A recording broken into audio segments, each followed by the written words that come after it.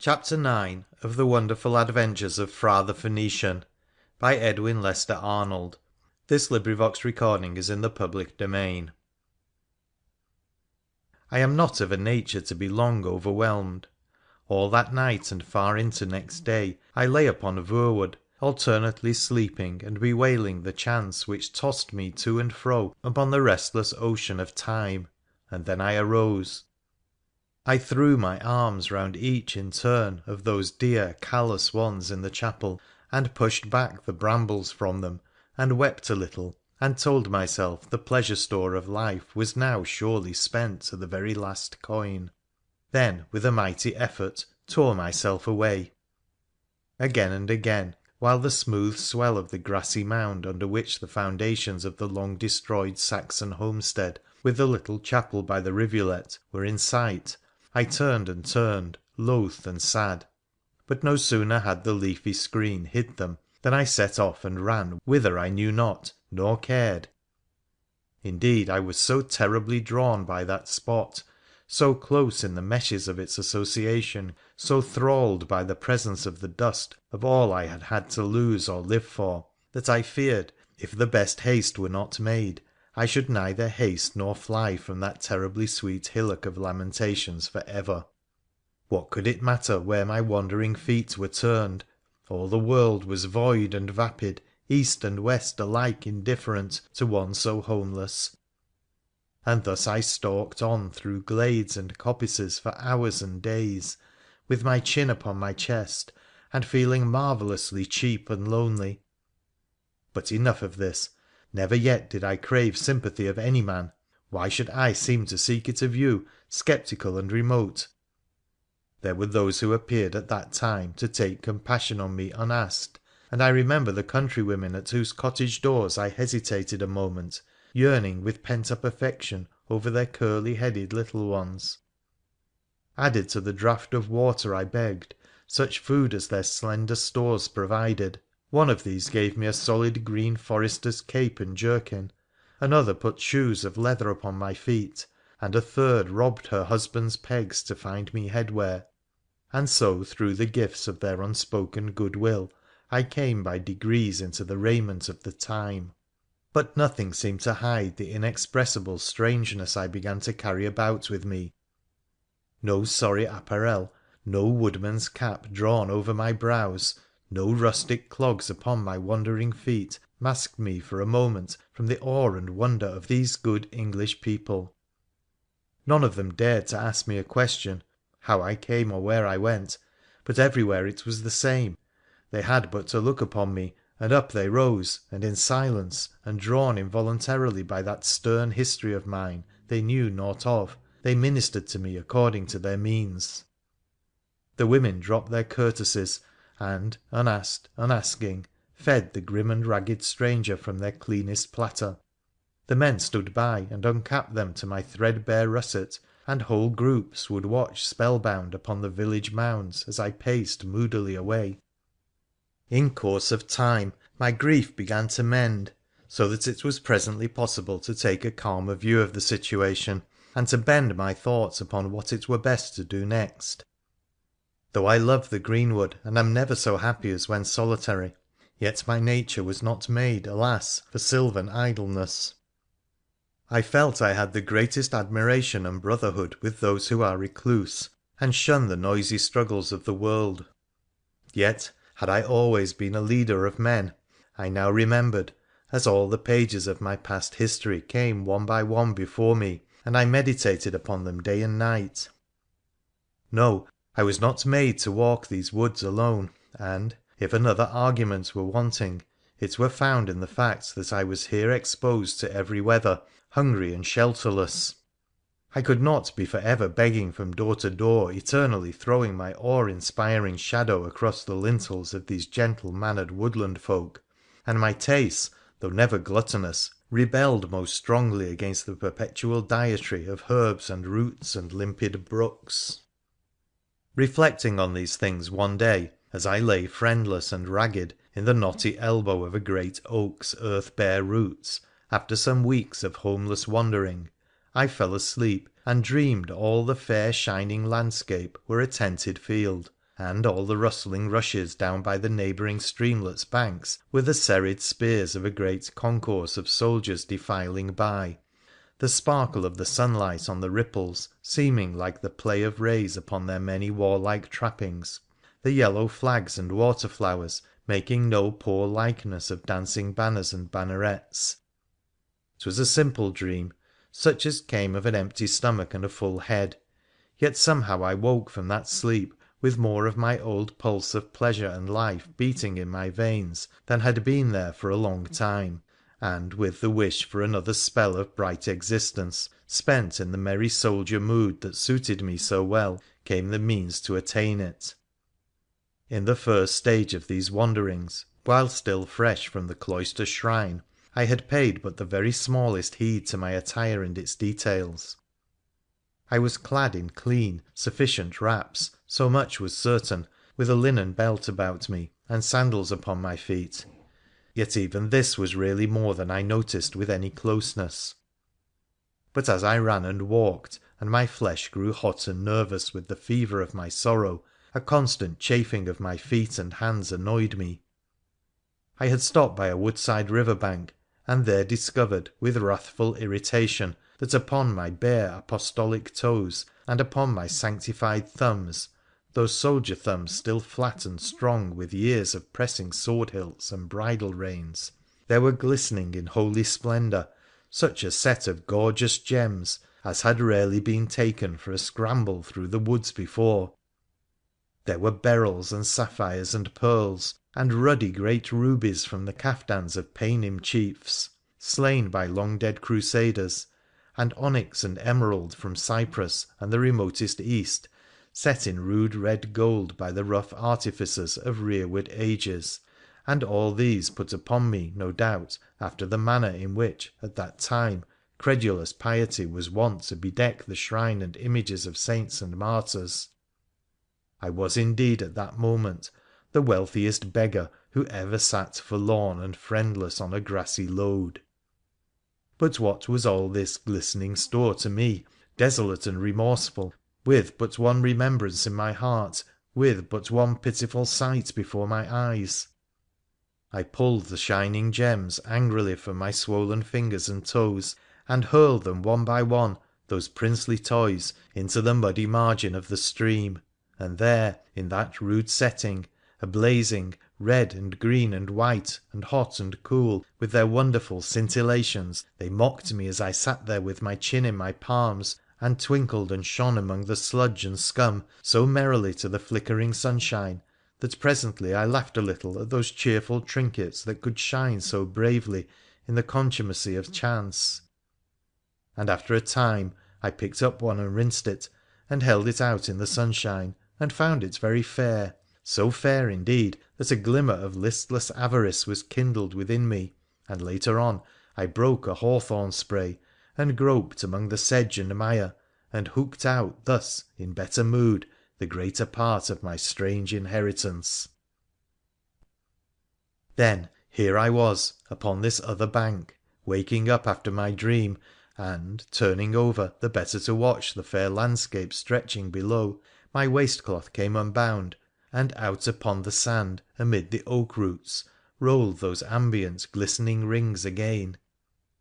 At first I was surprised to see such jewels in such a place, staring in dull wonderment while I strove to imagine whence they came, but soon I remembered piece by piece their adventure as has been told to you, and now, with the warm blood in my veins again, I did not throw them by, but lay back against the oak and chuckled to myself as my ambitious heart fluttered with pleasure under my draughty rags, and crossed my legs, and weighed upon my finger tips, and inventoried and valued all in the old merchant spirit those friendly treasures. How unchanging are the passions of humanity! I tossed those radiant playthings up in the sunlight and caught them. I counted and recounted them. I tore shreds from my clothing and cleaned and polished each in turn. I started up angry and suspicious as a kite's wheeling shadow fell athwart my hoard. Forgotten was hunger and houselessness. I no longer mourned so keenly the emptiness of the world or the brevity of friendships. I, to whom these treasures should have been so light, overlooked nearly all my griefs in them, and was as happy for the moment in this unexpected richness as a child. And then, after an hour or so of cheerful avarice, I sat up, sage and reflective, and, having swathed and wrapped my store safely next my heart, I must needs climb the first grassy knoll showing above the woodlands, and search the horizon for some place wherein a beginning might be made of spending it. Nothing was to be seen thence but a goodly valley spread out at a distance, and there my steps were turned, for men, like streams, ever converge upon the lowlands. Now that I had the heart to fall into beaten tracks, coming out of the sheltering thicket byways for the first time since quitting the mounds over the ashes of Voewood, I observed more of the new people and times among whom fate had thus thrown me. And truly it was a very strange meeting with these folk, who were they whom I had known when last I walked these woods, and yet were not. I would stare at them in perplexity, marvelling at the wondrous blend of nations I saw in face and hair and eyes. Their very clothes were novel to me, and unaccountable, while their speech seemed now the oldest union of many tongues, all foreign, yet upon these English lips most truly native, and wondrous to listen to. I would pass a sturdy yokel leading out his teams to ploughing, and when I spoke to him it made my ears tingle to hear how antique Roman went hand in hand with ancient British, and good Norman was linked upon his lips with better Saxon. That polyglot youth, knowing no tongue but one, was most scholarly in his ignorance. To him 'twas English that he spoke, but to me, who had lived through the making of that noble speech, who knew each separate individual quantity that made that admirable whole, his jargon was most wonderful. Nor was I yet fully reconciled to the unity of these new people and their mutual kinsmanship. I could not remember all feuds were ended. When down the path would come a more than usually dusky wayfarer, a trooper perhaps with leather jerkin, shield on back and sword by side, I would note his swart complexion and dark black hair, and then 'twas, " Oho ! a Norman villain straying from his band," and back I would step among the shadows, and, gripping the staff that was my only weapon, scowl upon him while he whistled by, half mindful in my forgetfulness to help the Saxon cause by rapping the fellow over his head.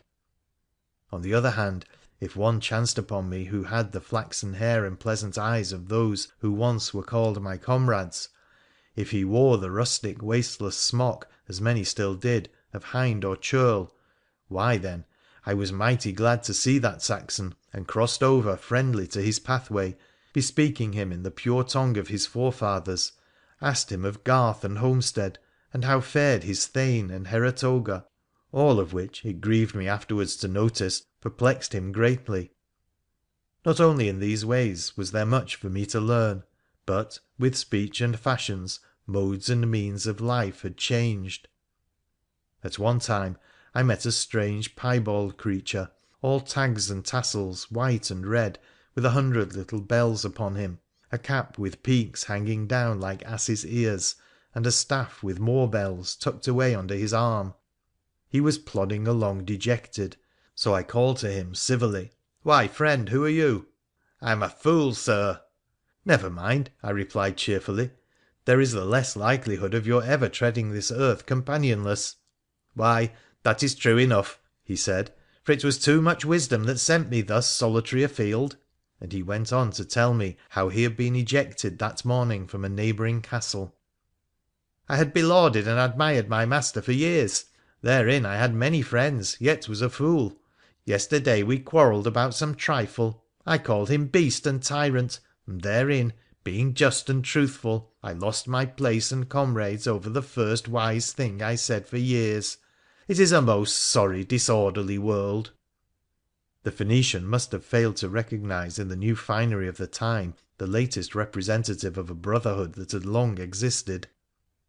This strange individual, it seemed, lived by folly, and though I had often noticed that wit was not a fat profession, I could not help regarding him with wonder. He was, under his veneer of shallowness, a most gentle and observant jester. Long study in the arts of pleasing had given him a very delicate discrimination of moods and men, He could fit a merriment to the capacity of any man's mind with extraordinary acumen. He had stores of ill assorted learning in the empty galleries of his head, and wherewithal a kindly gentle heart, a whimsical companionship for sad-eyed humanity, which made him haste to laugh at everything through fear of crying over it. We were companions before we had gone a mile, and many were the things I learnt of him. When our way parted, I pressed one of my rings into his hand. ' Good bye, fool,' I said. ' Good bye, friend,' he called. ' You are the first wise man with whom I ever felt akin,' and indeed, as his poor buffoon's coat went shining up the path, I felt bereft and lonely again for a spell. Then I found another craftsman of this curious time. A little way further on, near by to a lordly house standing in wide stretches of meadow and park lands, a most plaintive sound came from a thicket lying open to the sun. Such a dismal moaning enlisted my compassion, for here, I thought, is some luckless wight just dying, or, at least, in bitterest extremity of sorrow. So I approached, stepping lightly round the blossoming thicket, peering this way and that, and now down on my hands and knees to look under the bushes, and now on tiptoe, craning my neck that I might see over, and so presently I found the source of the sighs and moans. It was a young man of most dainty proportions, with soft, fine combed hair upon his pretty sloping shoulders, his sleeves so long they trailed upon the moss, his shoes laced with golden threads and toed and tasselled in monstrous fashion. A most delicate perfume came from him. His clothes were greener than grass in springtime, turned back and puffed with damask. In his hand he had a scroll whereon now and again he looked and groaned in most plaintive sort. ' Why, man,' I asked, ' what ails you ? Why that dreadful moaning ? What are you, and what is yon scroll ?' So absorbed was he, however, it was only when I had walked all round him to spy the wound, if it might be, that he suffered from, and finally stood directly in his sunshine, repeating the question, that he looked up. ' Interrupter of inspiration, hast thou asked what I am and what this is ?'' Yes, and more than once.' ' Fie, not to see ! I am a minstrel, a bard, my lord's favourite poet up at yonder castle, and this is an ode to his mistress's eyebrows. I was in travail of a rhyme when thy black shadow fell upon the page.' ' Give me the leaf. Why, it is the sickliest stuff that ever did dishonour to virgin paper. There, take it back,' I said, angry to find so many fools abroad, ' and listen to me. You may be a poet, for I have no experience of them, but as I am a man thou art not a bard. You a bard ? You, the likeness and descendant of Howell ap Griffith and 100 other Saxon gleemen ? You one of the guild of Griffith ap Conan ? You a scop or a skald ? Why, boy, they could write better stuff than thou canst, though they had been drunk for half a day. You a stirrer of passions, you a minstrel, you a tightener of the strong sinews of warrior hearts. Fie ! For shame upon your silly trivial sonnets, your parti-coloured suits and sweet insipid vapourings. Out, I say, get home to thy lady's footstool, or, by Thor and Odin, I will give thee a beating out of pure respect for noble rhyming.' The poet did not wait to argue. I was angry and rough, and the rudest clad champion that ever swung a flail in the cause of the Muses. So he took to his heels, and as I watched that pretty butterfly aiming across the sunny meadows for his master's portals, and stopping not for hedge or ditch, ' By Hoth,' I said, laughing scornfully, ' we might have been friends if he could but have writ as well as he can run.' Then I went on again, and had not gone far when down the road there came ambling on a mule a crafty looking churchman, with big wallets hanging at his saddle bows, a portentous rosary round his neck, and bare unwashed feet hanging stirrupless by his palfrey's side. ' Now here's another tradesman,' I muttered to myself, ' of this most perplexing age. Heaven grant his wares are superior to the last ones.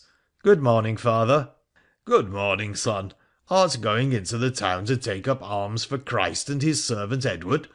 Yes,' I answered, ' I am bound to the town, but I have not yet chosen a master.' Then you are all the more sure to go to the fighting, for everyone just now who has no other calling is apprentice to arms.' ' It will not be the first time I have taken that honourable indenture.'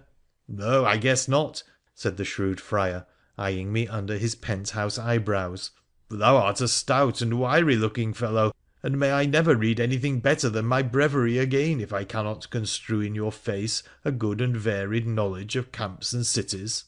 But there was something else I had to say to you.' Here comes the point of the narrative, I thought to myself. Now, so trim a soldier as you, and one wherewithal so reflective, would surely not willingly go where hostile swords are waving and cruel French spears are thicker than yonder tall bladed grass, unshriven, with all thy sins upon thy back. Why then, monk, I must stay at home. Is that what you would say? Nay, not at all. There is a middle way, but soft. Hast any money with thee? Enough to get a loaf of bread and a cup of ale. Oh, said the secret pardoner, for his calling was then under ban and fine, a little disappointedly. That is something small, but yet, nevertheless, he muttered, partly to himself, these are poor times, and when all plump partridges are abroad, Mother Church's falcons must necessarily fly at smaller game. Look here, good youth. Forgo thy mortal appetites, defer thy bread and ale, and for that money saved thereby I will sell thee one of these priceless parchments here in my wallet. Scrolls, young man, hot from the holy footstool of our blessed Father in Rome, and carrying complete unction and absolution to the soul of their possessor. Think, youth, is not eternal redemption worth a cup of muddy ale? Fie to hesitate. Line thy bosom with this blessed scroll, and go to war cleaner hearted than a new-born babe. There, I will not be exacting. For one of those silver groats I fancy I see tied in thy girdle, I will give thee absolute admittance into the blessed company of saints and martyrs. I tell thee, man, for half a zecchin I will make thee comrade of Christ, and endow thee with eternity. Is it a bargain?' Silent and disdainful, I, who had seen a dozen hierarchies rise and set in the various peopled skies of the world, took the parchment from him and turned away and read it. It was, as he said, more shame on human intellect, a full pardon of the possessor's sins wrote out in bad Norman Latin, and bearing the sign and benediction of St. Peter's chair. I read it from top to bottom, then twisted its red tapes around it again, and threw it back to that purveyor of absolutions. Yes, and I turned upon that reverend traveller and scorned and scouted him and his contemptible baggage. I told him I had met two sad fools since noon, but he was worse than either. I scoffed him, just as my bitter mood suggested, until I had spent both breath and invention, then turned contemptuous and left him at bay, mumbling inarticulate maledictions upon my biting tongue. No more of these shallow panderers fell into my path to vex and irritate me, and before the white evening star was shining through the brilliant tapestry of the sunset over the meadowlands in the west, I had drawn near to and entered the strong, shadowy, moated walls of my first English city. End of chapter 9.